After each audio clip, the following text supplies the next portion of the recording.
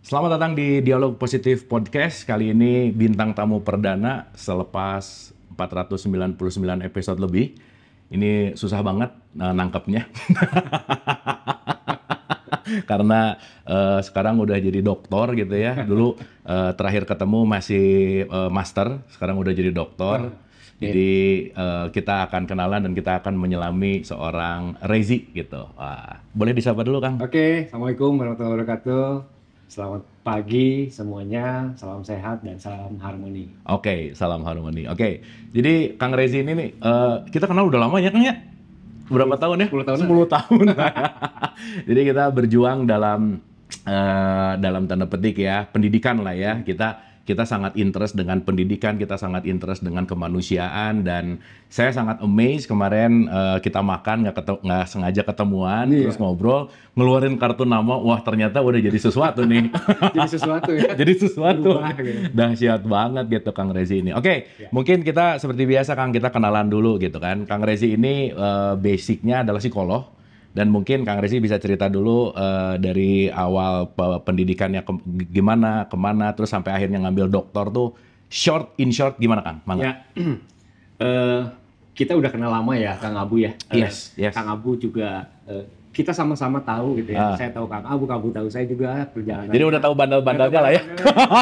Partner in crime ya. Partner in crime. Jadi nggak usah ngomongin bandel lah ya. Iya. Jadi dulu pendidikan karena dulu cita-cita saya pengen jadi detektif, Kak. Detektif? Nah, iya mah karetnya hoy. Oke. Detektif. Oke. Gitu. Jadi pengen menumpas kejahatan teh ya gitu kan. Dulu mah ya suka ada detektif Conan dan lain-lain. Oke. Jadi S1 saya ambil psikologi. S1 psikologi. Kemudian dilanjutkan ke master psikologi juga sampai ke profesi seorang psikolog gitu ya. Oke. Nah, jadi mengambil profesi juga tentunya ada misi ya. Apa yang ingin dicapai nanti ke depannya sebagai seorang profesi, seorang psikolog. Kemudian karena dilanjutkan ke mengajar di ilmu komunikasi, maka mengambil ilmu komunikasi untuk dokternya. Oke. Nah, satu rumpun memang antara komunikasi dan psikologi, fokusnya adalah pada unsur psikologi komunikasi. Poinnya di sana. Psikologi komunikasi. Itu yang menjadi concern, area of interest-nya, sehingga semua hal yang berkaitan dengan komunikasi dan psikologi, nah saya ikut di dalam. Jadi ini sekarang pengen menumpas kejahatan psikologis gitu. Dengan cara komunikasi. Ya? Dengan cara komunikasi, oh ya dan sih. By the way Kang, seperti biasa based on passion, kenapa milih psikologi Kang? Ya, psikologi itu adalah ilmu yang tidak mudah untuk dipahami. Ilmu tidak mudah dipahami. Oh, berarti emang suka tantangan ya? Suka tantangan. Oke. Kalau yang mudah-mudah malas ya? Mudah-mudah ya cenderung nanti dulu lah. Gitu ya. Edan keren. Tapi poinnya di sini kan dengan kita menyelami sesuatu yang tidak mudah kita geluti, kita akan mendapatkan value tertentu ya. Kesan tertentu, impresi tertentu gitu. Yang berhubungan dengan psikologi gitu. Fokus psikologi saya lebih ke sosial. Sosial. Oke. Nah, jadi linear ya sebenarnya ya. Sebenarnya linear. S1 psikologi Maranatha kan? Ya. S2 Maranatha lagi. Juga. S3-nya UNS. 11 Maret. 11 Maret. Solo. Nah, oke. 11 Maret ya? Ya. Oke, Solo. Oke. Jadi tapi yang terakhir adalah komunikasi. Nah, ini kita akan banyak mendalami tentang apa nih komunikasi ini. Tadi soalnya sebelum tag ini kita ngobrol panjang, kangen-kangenan ya, dan mengkalibrasi bahwa betapa dahsyatnya kita lama berpisah, lama nggak ngobrol, lama nggak ketemu, lama nggak kontak gitu. Tapi ternyata pas ngobrol lagi ketemunya di titik yang sama ternyata. Nah itu menarik banget gitu. Oke Kang, komunikasi Kang, kan kaitan sama disertasi bicara tentang ketahanan dan harmoni lah ya. Nah, boleh cerita sedikit nggak tentang itu? Ketahanan itu kan salah satu inti dari manusia bisa survive gitu ya. Nah, psikologi itu kan bagaimana caranya faktor-faktor yang ada dalam perilaku manusia itu dipertahankan dan juga dipelihara agar bisa membangun ketahanan itu. Nah, poinnya di sini adalah karena banyaknya efek dari media. Efek media, kemudian juga environmental factor juga gitu ya, lingkungan, komunitas, society itu membangun manusia menjadi blueprint yang akan bisa bertahan atau tidak. Gitu. Jadi poinnya di sini adalah media di sisi lain menjadi sebuah efektivitas untuk kemudahan pekerjaan. Di satu sisi. Kemudahan. Ya. Tapi dark side of media juga. Paradoksnya. Itu membangun manusia menjadi tidak seutuhnya bisa harmoni dengan kekuatan dirinya. Gitu ya. Sehingga ada sesuatu yang dibebankan agar kita bisa dealing with media adalah kita menjadi pribadi yang tidak seutuhnya manusia gitu ya. Poin filosofisnya di sana. Sehingga ketahanan menjadi salah satu yang perlu kita pertimbangkan. Apakah itu ketahanan ada di dalam keluarga, ketahanan diri, ketahanan interpersonal dan lain-lain. Nah, fokusnya adalah kita akan mencapai harmoni. Poinnya di sana. Oke, jadi kita breakdown dulu bahwa adanya let's say social media, let's say internet, IoT dan seterusnya, itu salah satu faktor, salah satu paradoksnya adalah membuat informasi lebih mudah, tetapi justru menghilangkan kemanusiaan. Menghilangkan dalam tanda petik, kemanusiaannya lah ya. Betul. Dalam tanda petik ya. Betul. Sehingga ada ketahanan yang penting dalam gencaran sosial media ini untuk mempertahankan si kemanusiaan ini. Titik poinnya adalah harmoni. Harmoni ya. Oke. Next on. Nah, ketika komunikasi masuk, maka kita akan berbicara tentang diri kita, yang kita sebut dengan intrapersonal communication. Sudah benar atau belum sih apa yang kita sampaikan kepada orang lain? Apakah masih ada titik jenuh dan stres terkait dengan terpaan media yang membuat kita menjadi lebih depres, membuat kita menjadi lebih FOMO gitu ya, membuat kita menjadi lebih ingin menunjukkan siapa kita di media. Berarti kan tidak nyata ya. Nah, itu kan psikologis di sana. Nah, komunikasi adalah medium ya. Saluran yang digunakan. Nah, dengan sekarang tuh orang nanya bukan lagi skincare-nya apa, tapi filternya pakai apa? Ini di sana kan. Gitu. Ini filternya lucu gitu. Jadi, mau pakai filternya gitu. Ya, Yang lebih parah lagi, mungkin yang lebih jadi dinamika lagi adalah di keluarga pun juga semua menggunakan media. Gitu, yang seharusnya, bukan seharusnya, lazimnya adalah kita berkomunikasi tatap muka, kita membangun motorik bersama, kita juga ada ekspresi bersama dengan orang tua dan lain-lain, semua menggunakan media. Nah, itu yang akan menjadi bola salju ya, snowball effect. Pada akhirnya kita akan memanusiakan teknologi yang akhirnya menjadi bagian dari kehidupan kita, sehingga kita tidak menjadi manusia seutuhnya. Itu yang wah, dahsyat sih. Ini tuh luas banget gitu ya. Cuman pastikan dalam penelitian ini ada skupnya di mana konteksnya si ketahanan ini dan harmoni gitu. Nah, terus pertanyaannya adalah apa sih sekarang yang bisa diceritain dari penelitiannya Kang Rezi ini tentang damage-nya internet yang nanti mungkin di satu sisi gimana kita melihat atau gimana kita melakukan ketahanan dalam damage ini gitu. Karena kan paradoks ya. Di satu sisi memudahkan, di satu sisi menghilangkan kemanusiaan itu gimana? Iya, poinnya adalah manusia mudah rapuh. Dengan adanya media ini dinamikanya akan semakin di komen dikit bete-nya. Itu kan karena kita tidak menyiapkan ground psychological-nya. Kalau kita sudah siap dengan ground-nya, kita siap dengan proses dan fungsi kita sebagai manusia, makanya perlu ada value di situ. Perlu ada harmoni juga di situ gitu. Gimana caranya kita bisa menyeimbangkan, menserasikan antara kesiapan kita menghadapi dentuman di komen dikit langsung gitu ya. Nah, kan itu kan mempengaruhi pada konteks manusia secara sosial. Itu kan juga berkaitan sama let's say ini berkaitan sama generasi nggak sih Kang? Maksudnya gini, mungkin sekarang Z lah katakanlah, mungkin sering dengar tentang strawberry generation gitu kan, apapun lah ya. Itu kan berkaitan dengan adanya media ngelihat bahwa komen apa dan lain-lain merasakan atau faktor psikisnya gitu. Nah, si ketahanan ini start dari mana Kang Rezi untuk stay ya? Di gempuran ini, saya penting untuk bertahan. First step-nya di mana? Belief system. Jadi di dalam teori ketahanan yang saya meminjam itu adalah ada 3 proses. Yang pertama adalah belief system. Belief system? Itu nomor 1 malah? Nomor 1. Jadi bagaimana kita bisa memahami apa tujuan kita menggunakan media itu menjadi poin yang utama gitu ya. Nah, tapi belief system juga ada pengaruhnya juga gitu ya. Ketika kita melihat bahwa media menjadi poin penting bagi kita, maka kita akan terjerumus di dalam gencaran dunia maya. Nah, karena kita masuk ke dalam include di dunia maya itu, di dalamnya, maka kita akan kehilangan jiwa-jiwa nyatanya gitu ya, di kehidupan nyata. Contoh begini, ketika kita sering menggunakan media, dalam berkomunikasi, dalam chatting, dalam apapun itu, Zoom dan lain-lain, maka ada sedikit pergerusan kemahiran kita dalam melakukan interpersonal secara nyata. Mau nggak mau ya? Mau nggak mau. Ada orang yang ini nyata Kang di depan layar, gitu ya. Tapi begitu ketemu, gini nih Kang. Betul. Nah itu kan ya akan menjadi benar. personality disturbance gitu ya. Jadi ada semacam dentuman-dentuman dari kepribadian gitu.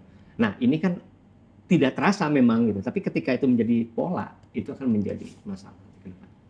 Dan ini maaf ya, kalau ngomongin ini fenomena ini semakin tinggi berarti ya. Betul. semakin orang pengen hidup di dunia maya Betul. dan lebih menolak di dunia realitas. Karena kemudahan itu di awal.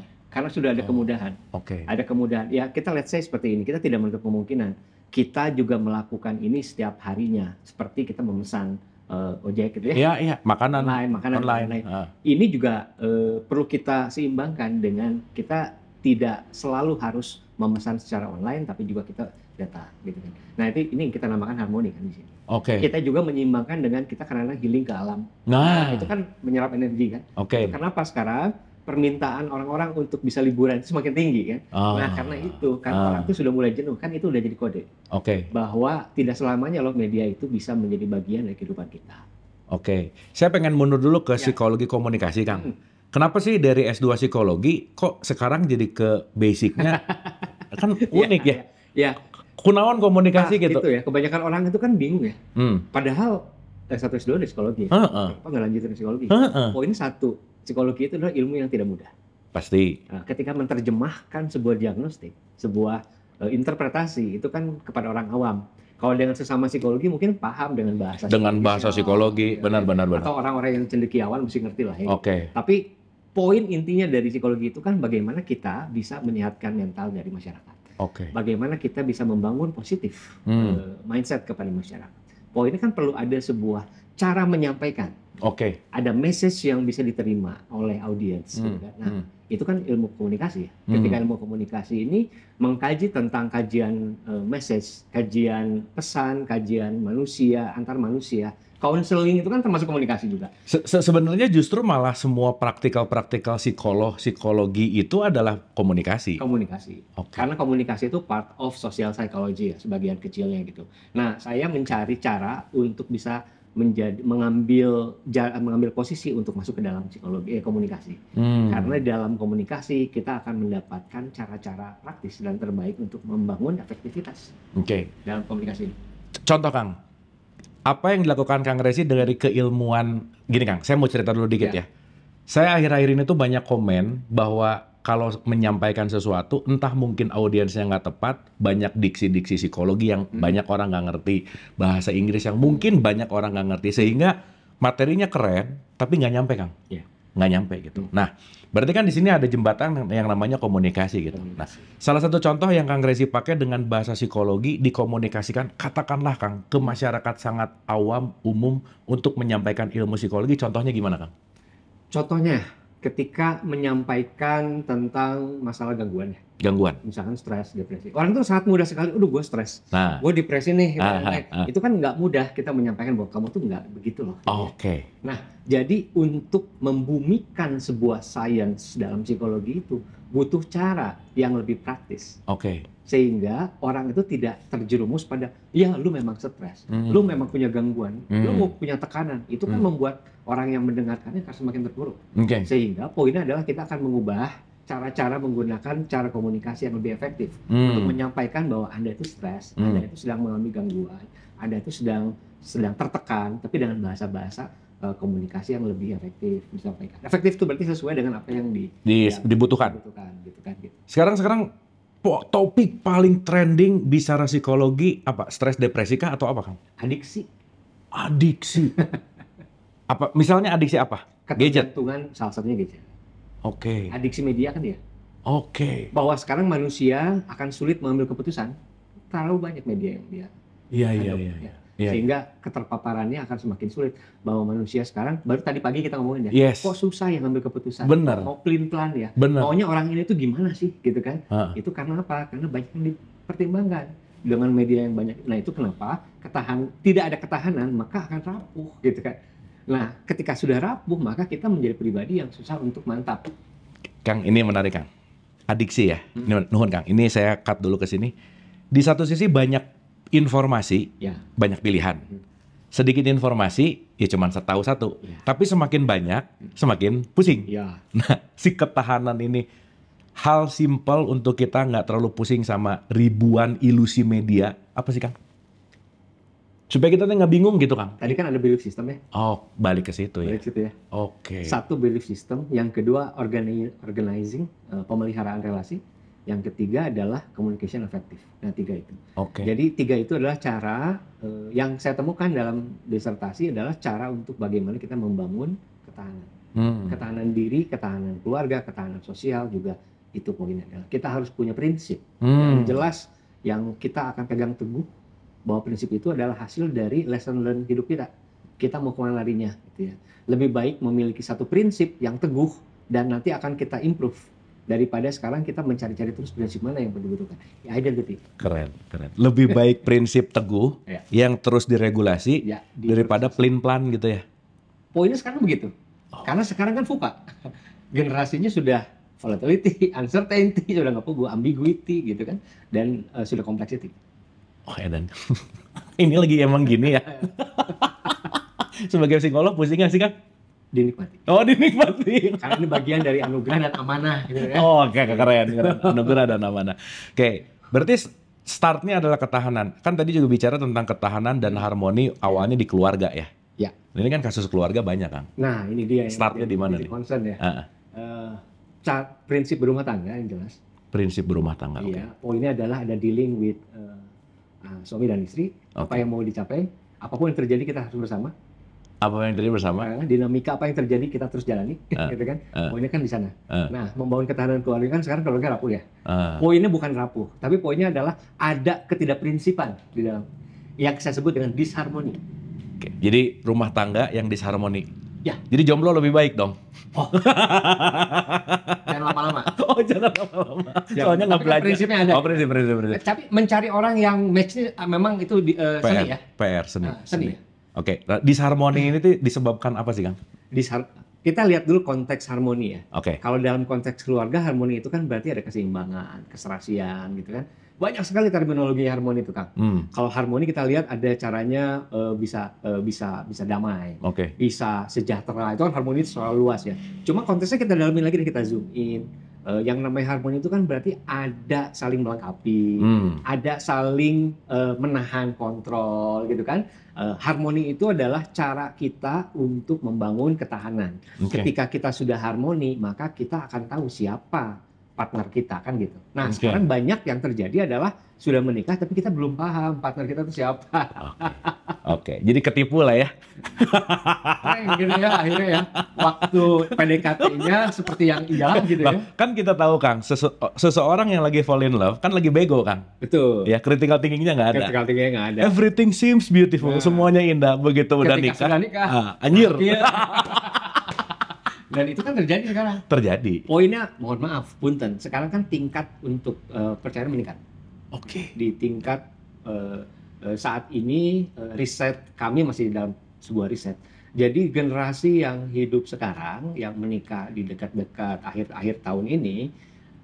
Akhir tahun itu 2024, 2023. Saya risetnya di sana gitu. Jadi 4 dari 10 pasangan yang menikah itu memilih untuk divorce. 4 dari 10. 40%. Iya. Gitu. Ya, ini maksudnya ada peningkatan? Ada peningkatan. Jadi sangat mudah sekali lepas. Sedikit kena masalah, lepas. Gitu kan? Nah, kalau pribadinya tidak memiliki prinsip atau tidak tahan, maka dia akan bersama dengan orang yang tidak tahan juga, gitu kan ya. Jadi poinnya apa? Intinya kan all about family. Semua akan kembali berkeluarga. Kita lahir juga keluarga mendoakan. Ketika kita wafat juga keluarga akan hadir. Poinnya adalah kita kan kembali keluarga gimana caranya. Jadi poin utamanya dalam membangun hubungan manusia, membangun society, yang utama keluarga dulu. Kang, ini menarik sih. Jadi, ya kadang kita mikirin di mana gitu ya. Kan mungkin Kang Rezi pernah dengar tentang toxic sukses. 90% orang yang sukses di dunia ini diteliti sama Paul Purcell 100 orang, 90%-nya nggak happy. Salah satunya memiliki hubungan tidak baik dengan keluarga. Ya, support system-nya nggak ada. Support system. Meskipun dia udah punya segalanya, top of the line, matinya bunuh diri, Kang. Salah satunya adalah yang di Jepang banyak ya. That's it. Berarti keluarga ini penting gitu ya. Keluarga itu kan bukan hanya suami dan istri ya, tapi membangun hubungan dengan anak, dengan keluarga atas, dengan orang tua, dan itu. Jadi ya itu yang kita sebut dengan prinsip hablum minan nas. Poin di sana. Nah, itu yang namanya harmoni ya. Kalau masukkan ke dalam industri itu yang kita sebut dengan work life balance, gitu kan ya. Work life balance ya. Itu kan. Jadi kita akan memasukkan dalam konteks apapun bisa gitu. Tapi poin di sini memang ini tugas besar kita sama-sama gitu ya. semua juga harus sadar, membangun kesadaran tentang berkeluarga, mulai untuk ingin bersama dengan pasangan, itu harus sadar bahwa kita memang punya ketahanan. Oke. Kalau tidak tahan ya itu yang terjadi. Oke, kata kuncinya ketahanan dulu. Dan tadi saya ngobrol, dasar S3 susah ya? Ini dokter loh, dokter S3. Liarnya? Iya. Liarnya? Iya. Iya, harus disadari ya untuk orang sekolah, apalagi luar kota ya, ada semacam seni untuk bisa bertahan, kan gitu. Kita harus membangun ketahanan kan gitu. Bagaimana kita tahan juga dalam ada academic resilience. Pertanyaan saya Kang, ini sedikit personal. Apa yang membuat Kang Rezi bisa bertahan dari Bandung ke Solo 7 jam untuk nyelesain S3 dalam kurun waktu lama? Udah jurnal lah, apalah. Wah, udahlah saya tahu banget lah pusing-pusing S3. Apa yang bisa tetap bertahan untuk achieve ini Kang? Kan saya rasa ini kan semangat ya, yang mungkin teman-teman juga bisa, oke nih, ini semangat ini bisa jadi insight gitu. Gimana Kang? Apa sih gitu, naon sih gitu Kang, yang ngeboosting Akang, tapi pokoknya orang kudu beres dulu gitu, saya harus selesai gitu. Keluarga. Asik. Dukungan keluarga yang tulus, yang paham dengan apa maksud yang ingin saya capai untuk depan, itu harus dikomunikasikan. Keluarga. Itu balik lagi kan, komunikasi keluarga penting. Jadi poinnya adalah, istri harus tahu apa yang menjadi isi kepala kita. Nah, karena sekarang banyak kode-kodean ya, ngomong-ngomong, pengen dimengerti. Nah, bener tak? Ya itu. Jadi kita perlu subscribe dari istri saya. Perlu likes gitu ya. Nih, ini penting. Jangan nge-subscribe YT terus atau TikTok terus gitu ya. Subscribe lah pasangan Anda. Nah, itu harus di-subscribe dulu. Loncengnya pencet juga ya. Anjir keren Kang. Iya keren pisan. Subscribe dulu gitu kan. Jadi kalau udah subscribe kan sudah ada anggukan universal ya, jadi udah saling mengerti gitu. Anjir ini keren kan. Ini akan jadi hashtag kita, subscribe lah pasangan Anda. Pasangan Anda, anjing subscribe keren. Keren ini keren bisa sekarang. Anjir keren. Subscribe dulu, karena kan kalau kita sudah bisa men-subscribe siapapun yang menjadi super system kita kan jadi hampang ya. Benar. Kita kan jadi mudah untuk bisa tidak ada tekanan. Yes, gitu kan? yes. Terus juga menceritakan apa yang terjadi saat berjalan di sana gitu kan. Berjalan tuh artinya kan apa yang saya lihat diceritakan gitu kan. Jadi buat sesuatu yang sifatnya transparan aja. Gitu. Ini kan intinya komunikasi. Ya? Komunikasi. Iya benar. Berarti ini kalau bahasa kerennya sih adalah walk the talk ya. S3-nya komunikasi dipraktekkan di rumah tangganya. Praktis ya? Praktis. Jadi sebenarnya, Kang bisa nggak kekurangan orang dalam berkomunikasi membuat rumah tangga jadi nggak beres kan? Oh iya. Pasti kan? Nggak pasti, tapi itu menjadi faktor. Faktor penyebab yang cukup kuat ya. Jadi komunikasi itu kan proses bagaimana kita menyampaikan pesan. Nah, pesan itu harus dimengerti. Yang namanya komunikasi efektif di keluarga atau di masyarakat adalah pesannya diterima. Dipahami maknanya dan artinya. Nah kalau kita tidak menyampaikan pesan, bagaimana kita bisa dipahami? Tapi kan saya tuh pernah bikin VT gini Kang. Kalau orang minta maaf, dia udah jelas-jelas salah, dia jujur Kang. Saya salah, saya minta maaf. Tapi kalau ada orang minta maaf, belum tentu salah, dia bijaksana. Ya udah nggak apa-apa. Tapi udah jelas-jelas benar, tetap minta maaf, itu namanya suami Kang. Ya memang dalam segala kesulitan ya memang ya begitu ya.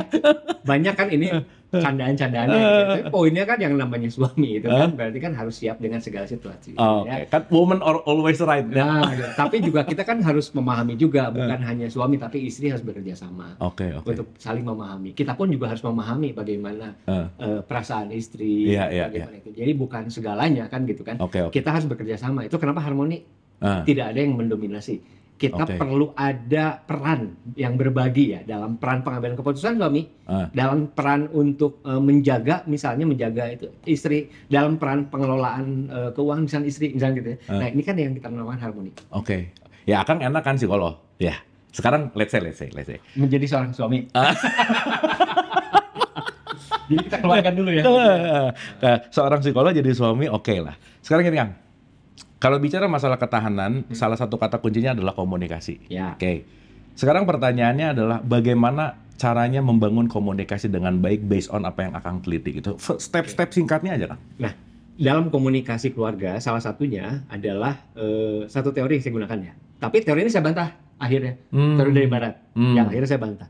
Katanya begini, Nah ini S3 tuh bisa membantah teori. akhirnya Keren ngomong nggak? teori kan. Edan nggak? Jadi poinnya, komunikasi, pola komunikasi itu selalu ada dua hal, yaitu percakapan, yang kedua adalah konformitas. Percakapan itu bagaimana situasi interaksi yang digunakan di keluarga digunakan untuk membangun makna, Oke. gitu ya. Jadi Oke. diskusi dan lain-lain. Oke. Satu. Yang kedua konformitas. Konformitas itu adalah bagaimana penerapan aturan yang ada di keluarga. Oke. Nah, jadi kalau suami itu diatur oleh istri dalam hal tertentu, ya suami juga harus bisa mengatur istri dalam hal tertentu. Jadi Oke. ada keserasian dalam pengaturan, sehingga itu menjadi sebuah pola keluarga, gitu ya, aturan keluarga. Nah, katanya ada dua. Nah, tapi dua itu saya bantah, tidak cukup dua. Tapi kita perlu ada yang namanya empati. Oke. Yang kedua, yang ketiga, yang keempat, kita perlu ada yang namanya adaptif. Karena situasi semakin tidak pasti, kita perlu adaptif Ya. dalam menghadapi dinamika keluarga, gitu ya. Ya, ya. Ada keluarga yang dalam posisinya sedang diuji coba dengan keuangan dan lain-lain. Nah, kita perlu adaptif. Oke. Kalau kita kekeh tidak punya prinsip, maka kita akan membangun percakapan yang pakai kekeh. Menurut Jadi saya gini ya. begini, nah, akhirnya akan jadi Oke. konflik. Nah, jadi poinnya di sini untuk membangun ketahanan keluarga based on komunikasi, tidak cukup percakapan dan konformitas, tapi butuh empati dan juga butuh adaptif. Adaptif itu adaptasi ya. Ya, beradaptasi. Situasi, betul. Tapi yang menarik kan, kalau keduanya punya belief system beda. Ya. Yang namanya belief adalah prinsip. Wah, edan Kang, yang namanya belief ini gak bisa menurut Kuat belief. gitu ya. Kumaha Kang, gimana? Ya harmoni itu tadi. Di mana sisi belief system yang dikuatkan oleh istri diporsikan dan bagaimana posisi kita juga diporsikan. Sehingga itu menjadi satu hal yang jadi kuat malah. Oke. Ketika untuk urusan tertentu kita akan berikan kesempatan untuk istri untuk melakukan. Ketika dalam urusan ini suami yang melakukan. Oke. Jadi hampang. Tidak perlu menjadi hands on. Istri tidak harus suami gitu ya. Dan lain-lain. Itulah kenapa tingkat kesudahannya cukup tinggi karena mereka saling mengandalkan. Oke. Tapi balik Kang, keempat dari 10 orang tadi divorce, itu faktor utamanya apa sih sebenarnya? Faktor utamanya Yang diteliti itu? sebetulnya poin utamanya gini. Ketika sebuah keluarga itu sedang mengalami masalah, dinamika apapun tadi ya, kita kan perlu adaptasi. Nah, kita tidak membangun adaptasi bersama. Yang adaptasi adalah misalnya salah satunya saja, sehingga yang lainnya suaminya atau istrinya dia mengikuti kayak gitu ya. Poin utamanya adalah ketika dalam hubungan adalah kita harus memahami mau kemana kita akan berkeluarga. Kita mau fokusnya kemana? Poinnya kita akan samakan. Visi kita mau kemana? Jadi penting sekali visi itu tadi. Makanya subscribe dulu, baru kita bangun visi. Yes. Nah, ketika sudah visi itu menyambung, ketika ada dentuman, masalah dan lain-lain, fenomena dan lain-lain, kita hadapi sama-sama. Dan itu harus punya komit satu-satu. Gitu. Nah, sinergi akan masuk adalah ketika kita membangun formasi, Kang. Kalau main bola itu sinergi akan format, that's it. Yes. Harmoni dan sinergi akan masuk ketika kita membangun formasi. Yes. Untuk begini, lu ya. Untuk begini, gue ya. Yes. Kita akan bermain bersama-sama. Polanya harus kita terapkan. Nah, ketika tidak punya pola, nah tadi pertanyaan Kang Abu tadi, kenapa 4 dari 10 itu kan tidak punya pola? Nggak punya pola. Punya pattern. Dia nggak punya pola atau tidak membangun pola? Tidak punya pola yang akhirnya tidak dibangun. Oke. Ya maksudnya mungkin dia tidak memahami. Ya mungkin tidak membangun pola lebih tepat ya. Iya. Karena kalau kita praktis aja, kalau pemain bola tidak punya formasi ya jebol ya. Oke. Anjir, ini simpelnya formasi ya. Ya formasi. Yes. Yang 4-4-2, 4-4-3. Ya itu kan kita bisa berubah ya. Adaptif kan. Ketika kegolan rubah formasi ya. Nah, jadi gini ya. Nah itu mau nggak pemain bola itu tetap berada dalam tim. Itulah anggota keluarga kita berada dalam keluarga. Oke Kang. Wah ini sih menarik ya. Itu sih yang mudah-mudahan ini menjadi tawaran ya, keilmuan baru. Ada satu buku saya di Komunikasi Keluarga, saya sudah terbit juga. Judulnya? Komunikasi Keluarga. Komunikasi Keluarga. Udah dijual bebas? Masih dalam tahap buku ajar. Nah, nanti setelah dipraktiskan dan banyak teori akan di-cut dan praktisnya, baru nanti akan siap untuk dirilis. Coming soon lah ya. Coming soon. Komunikasi Keluarga. Ya, itu ada 15 teori yang saya buktikan yang saat ini, dan ada juga teori yang dibantah yang itu inline dengan situasi keluarga yang ada di generasi saat ini. Ketika media masuk. Oh iya Kang. Berarti masuknya media juga merubah. Oh iya, Ya sangat ya. Tatanan pola kan berubah. Oke. Yang polanya sekarang datang, hai suntangan gitu ya, Ah. sekarang udah nggak kan? Oh bener. Bener. Heeh Ya kan? ya pas halal lebih halal. Halal bihalal kan? Kieu we Kang. Makasih ya. Ya, itu cukup dengan seperti itu kan? Heeh. Tapi begitu THR Nah, baru. Aduh, nah, berarti ada reward ya, masih begitu ya. Ketika reward ada, Reward. Punish reward kuat ya. masih. Masih ya. Edan sih. Oke Kang. Nah, tadi kita agak dalam. Disertasi Kang Rezi ini menarik. Bicara ketahanan keluarga. Boleh sedikit di-spill ya Kang ya? Kalau kita ngomongin tentang yang disabilitas Kang. Oh iya. Iya kan? Disabilitas. Kebayang nggak? Saja. Kebayang nggak? Kang Rezi ini meneliti ketahanan keluarga yang disabilitas, teman-teman. Disabilitas. Artinya seseorang yang tunarungu dia bisa bertahan, seseorang yang tunanetra dia bisa bertahan dengan keadaan dan keluarganya. Waduh, itu kan sesuatu yang dalam tanda petik ya sangat berat banget gitu. Nah, boleh sedikit diceritain nggak Kang? Iya, saya waktu mengajukan topik itu ke promotor ya, sebetulnya promotor itu Si Gana langsung ACC atau? bingung malah. Oh gitu. Maksudnya kan ini hal unik ya? Betul, ditanyakan begini, Anda mengapa meneliti tentang ketahanan keluarga disabilitas kalau ketahanan keluarga normal juga belum ada penelitiannya? Oke. Nah, jadi iya. sudah menjangkau gitu kan. Kenapa mengambil topik itu? Karena saya pikir begini, untuk keluarga normal itu dinamikanya banyak. Akan melihat dari sudut pandang mana kan banyak sekali. Oke. Tapi untuk dinamikanya keluarga disabilitas itu real. Oke. Mengapa mereka bisa bertahan? Mengapa kelompok disabilitas, disable, itu bisa bertahan ketika suaminya memiliki gangguan tunanetra, Iya. istrinya mengalami gangguan tunanetra, anaknya tidak. Oh, oke. Ada juga seperti itu. Tapi juga ada yang semuanya tunanetra. Mereka bisa bertahan.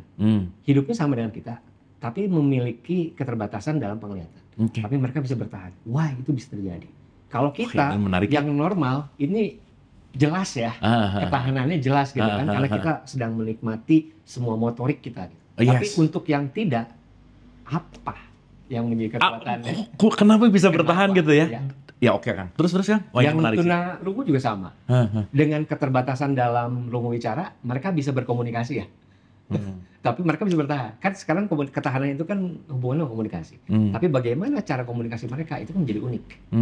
Nah, kita belajar dari mereka yang mengalami kelompok disabilitas itu yang sudah ditakdirkan oleh Tuhan agar kita bisa menikmati ketahanan ini bisa lebih sempurna.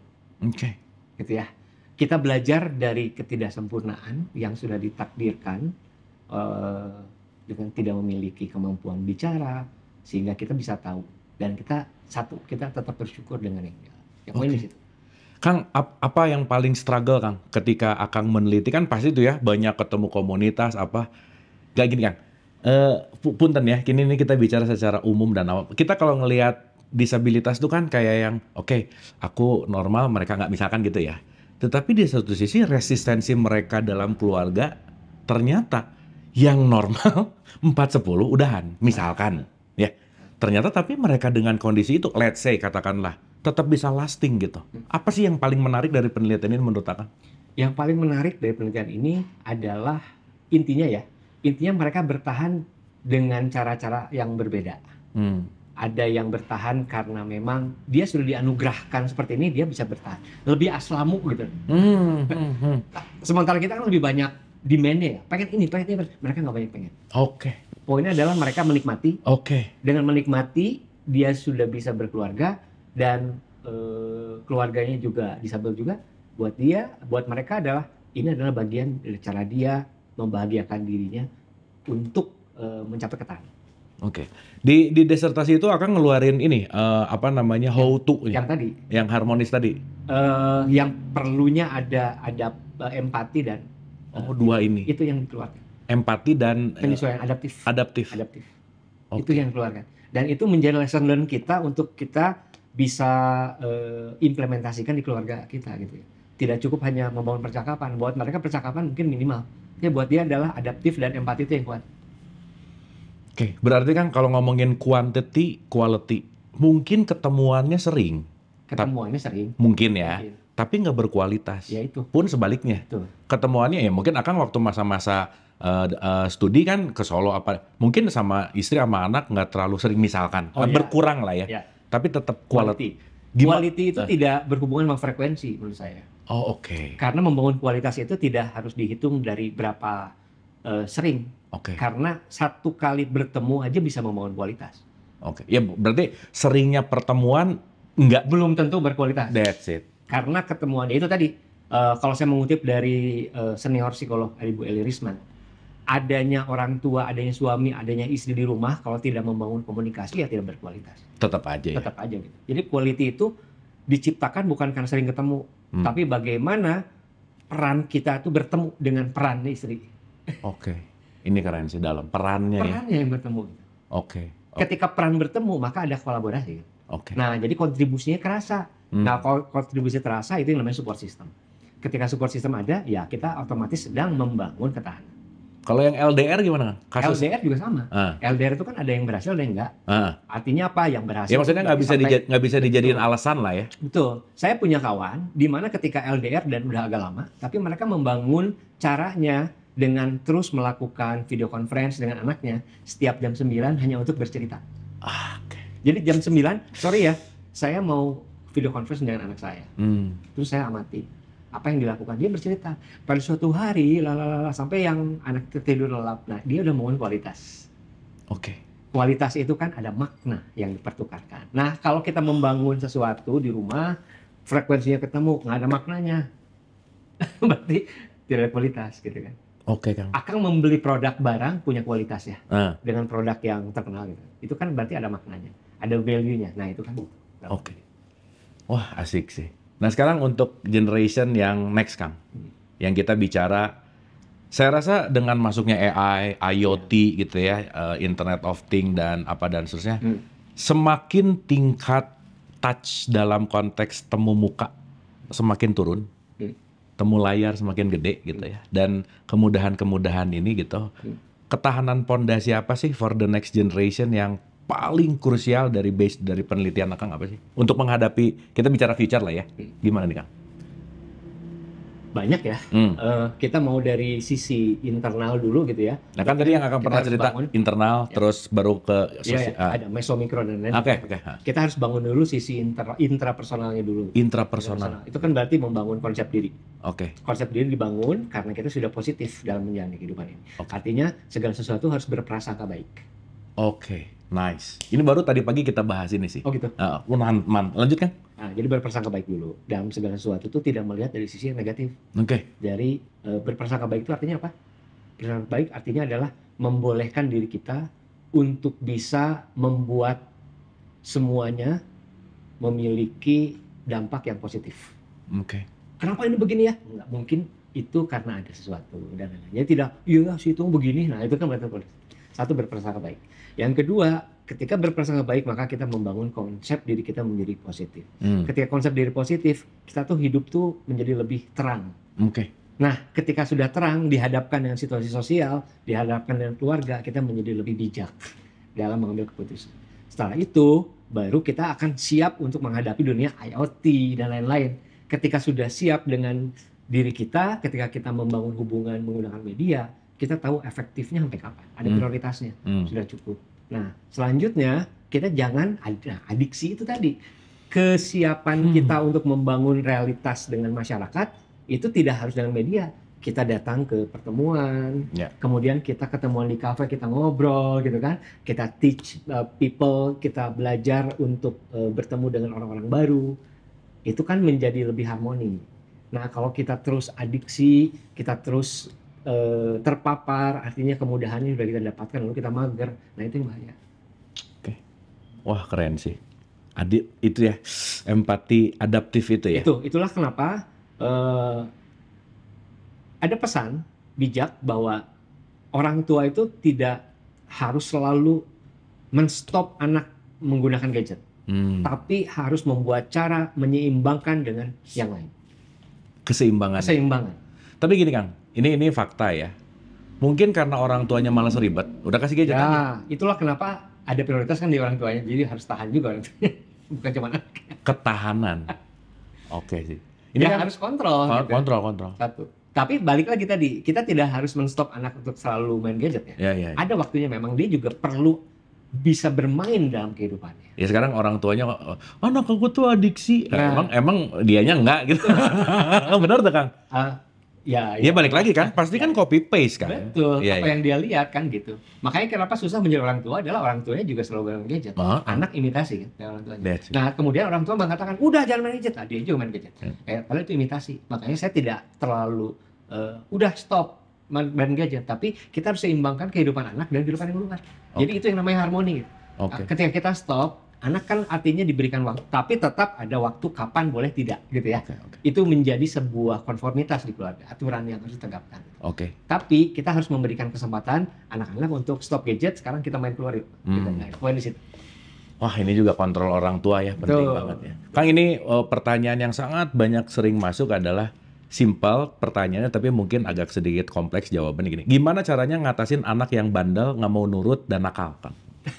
Nah ini bandel, gak nurut dan nakal itu apa konteksnya tuh? Nah itu kan kalau orang tua kan udah langsung ngejudge aja ya. Misalnya kalau orang tuanya nyuruh nggak mau dengar disebut bandel lah. Kalau apa itu kan jadi sesuatu stigma gitu. Tapi poinnya adalah ketika si anak nggak sesuai dengan ekspektasi orang tuanya, gimana sih penyelarasannya, Kang? Kalau menurut saya, ini dari hasil studi juga ya, hasil praktis juga, studi juga. Poinnya adalah cara kita berkomunikasi. Nah, misalnya kita melarang anak untuk jangan menggunakan gadget, mungkin melarang, kita menasihati anak untuk belajar, kalau begitu. Berarti kan kita harus punya cara bagaimana membuat anak itu nikmat dalam belajar. Jadi sebelum kita meminta anak untuk melakukan, kita harus berpikir bagaimana interest anaknya, gitu kan. Nah itu masih terus dipelajari ya, meskipun saya, mungkin Kang Abu, semua juga di sini masih terus belajar. Pasti. Ya. Poinnya adalah kita harus melihat dari sisi, itu tadi adaptif. Kita harus adaptasi, anak itu sedang apa posisinya. Baru kita dekatkan anak itu dengan kehidupan yang kita ingin arahkan gitu ya. Kurang lebih gitu.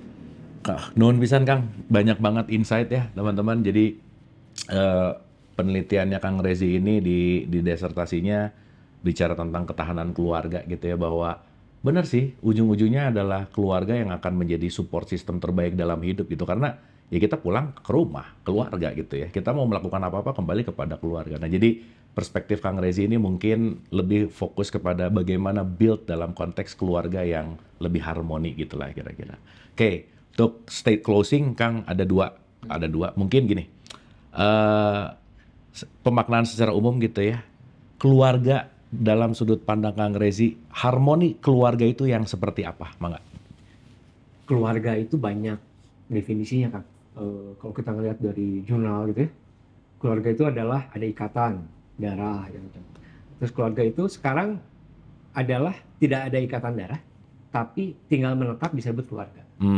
Contoh, ada komunitas, itu juga keluarga besar. Yes. Keluarga besar, artinya keluarga itu kan sudah menjadi kompleks. Artinya keluarga itu adalah ada satu kesamaan, visi bersama yang dinikmati bersama, gitu kan? Itu disebut keluarga. Nah, harmoni itu muncul karena kalau membangun keluarga adalah proses perpaduan peran antara suami, istri, anak, orang tua, dan lain-lain. Kalau tidak ada peran, maka itu bukan keluarga. Jadi, keluarga itu adalah ketika ada peran-peran tertentu yang terpadu dan tinggal bersama gitu ya. Nah, sekarang konteks keluarga kan bisa kemana-mana. Mau keluarga tetangga tinggal di kita juga disebut keluarga. Karena mereka punya peran. Jadi, anggota keluarga harus punya peran. Peran dalam hal apa? Itu yang namanya keluarga. Nah, ketika lebaran kan seolah-olah keluarga ya, baju serasi ya. Ya. Seragam. Tapi justru perannya nggak seragam akhirnya. Bahaya di situ. Jadi kamuflase ya. Kang, kata peran ini mind blowing sih. Perannya itu benar nih. Satu peran, kedua fungsi. Yes. Peran dan fungsi itu nggak boleh dipisah. Ketika orang punya peran, berarti fungsinya ada apa? Kalau BKKBN kan menyebutkan ada 8 fungsi keluarga. Fungsi agama siapa yang berperan, fungsi kesehatan siapa yang berperan. Nah kita bisa memainkan itu. Nah tapi kan karena kita tidak terkotak-kotak ya, lu gua gitu. Nah kita kan menjadi satu. Nah jadi percampuran itulah yang akhirnya jadi kita nice dalam membawa bola, sehingga strateginya bisa kita terapkan dalam sebuah pola yang diatur gitu. Subscribe intinya ya. Ini keren sih. Subscribe sama pasangan jangan lupa nih. Kayak kemarin kasus kenapa Indonesia kalah sama Qatar. Karena ada wasit ya. Nah, wasit itu sebetulnya faktor eksternal. Oke. Ya kan? Kita main cantik, pola sudah ada, kesiapan. Tapi kan dunia ini tidak. Iya. Tidak mudah. Betul. Ada Dinamis aja ya. masalah dinamik. Makanya kita harus adaptif. Oke. Tapi at least formasi strategi itu ya enggak sih, peran fungsi ya kan. Peran fungsi strategi pola. Aduh ini gelandang bertahan itu perannya apa? Yes. Oke. Membawa bola. Oke. Terakhir Kang. Ini in general dalam semua perspektif seumur hidup Kang Rezi mengalami apapun gitu. Apa sih makna hidup Kang? Sampai tahap ini ya. Ya intinya saya masih harus terus belajar. Oke. Jadi ilmu yang didapatkan itu baru titik poin saja yang ditemukan. Oke. Jadi saya bukan orang yang sempurna, masih terus belajar, dan sebagai pembelajar sejati, maka kita harus tetap bijaksana dalam mengambil keputusan. Nah, alhamdulillah dengan karir saya sebagai pengajar, sekarang sebagai dosen, justru bisa menyeimbangkan hidup saya. Bukan segalanya tahu dan tahu orangnya, tapi kita harus lebih tahu dan kenal orang lain yang lebih tahu daripada kita. Jadi itulah prinsip, kita harus tetap wise, mawas diri, belajar, bijaksana, dan kita bukan siapa-siapa. Tapi kita harus punya prinsip. Oke. Dalam hidup ini kita harus tahu mau menyeberang jalan, mau belok ke kiri, belok ke kanan. Nah, prinsip itu harus tetap ditemui. Oke Kang. Orang merindukan prinsip, dan prinsip harus dari value-nya masing-masing. Dan value itu terbangun dari keluarga. Wah, nuhun Kang, nuhun pisan. Dan Kang Rezi ini lagi in charge di Telyu ya Kang ya? Ya, di Telkom University yang lagi bangun banyak sistem yang ya mudah-mudahan sukses di Telyu-nya Kang. Amin, insyaallah. Kita belum nyenggol-nyenggol Telyu nih.